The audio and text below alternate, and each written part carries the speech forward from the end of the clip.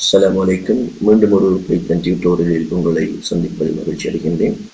இந்த பைத்தன் டியூட்டோரியலில் நாங்கள் பிரச்சினை 31, 32 பார்க்க இருக்கின்றோம்.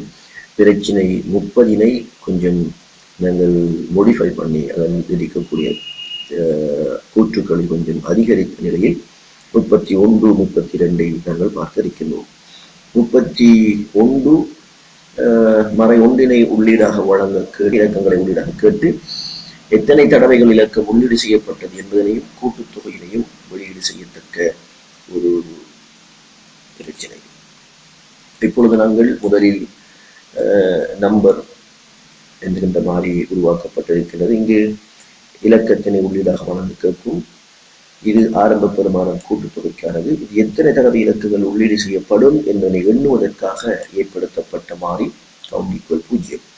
இப்பொழுது எங்களால் உள்ளீடு செய்யப்பட்ட நம்பர் மறை ஒன்றுக்கு சமனா என பரீட்சிக்கப்படும். இல்லாவிட்டால் உள்ளீடு செய்யப்பட்ட எண் டோட்டலுடன் கூட்டப்பட்டு டோட்டல் என்ற மாறியில் சேமிக்கப்படும். இப்பொழுது தடவை 0 ஒன்றாக அதிகரிக்கப்படும். இதுதான் எத்தனை தடவை என்பதற்காக உள்ள ஒரு மாறி ஆகும். இப்பொழுது இன்கிரிமெண்ட் டிக்ரிமெண்ட்டுக்கு பதிலாக இலக்கத்தினை உள்ளீடாக வழங்க கேட்கும். அந்த இலக்கத்தினை மறை ஒன்றா என பரீட்சிக்கும்.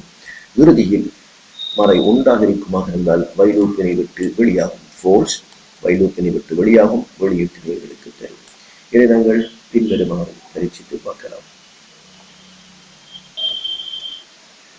இன்று நம்பர் 1.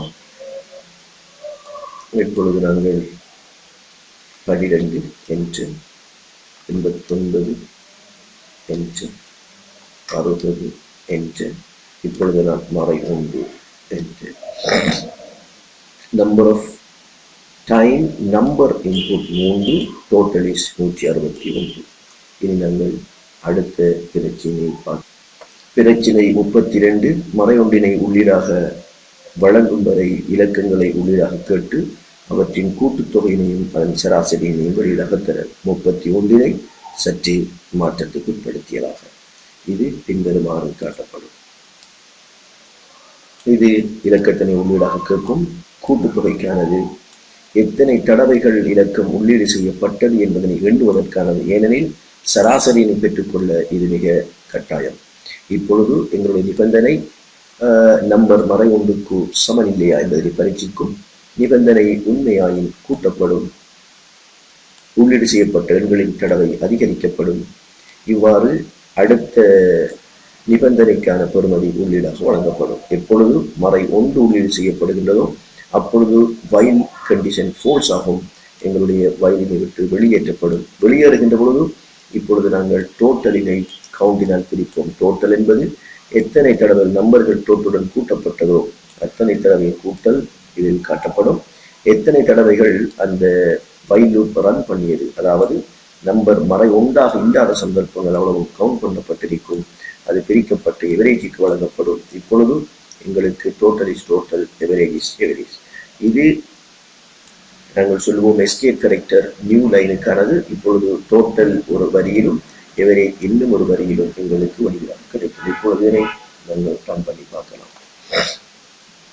இப்பொழுது என்ற நம்பர் இப்ப நான் 45 கொடுக்கின்றேன். 45 என்று 56 என்று 23 என்று இப்பொழுது மறை 1 என்று பண்ணுகின்றேன். எங்களுக்கு டோட்டல் இஸ் 124, எவரேஜ் இஸ் 41.3. இன்ஷா அல்லாஹ் இனி அடுத்தது 4 லூப்பில் சந்திப்போம்.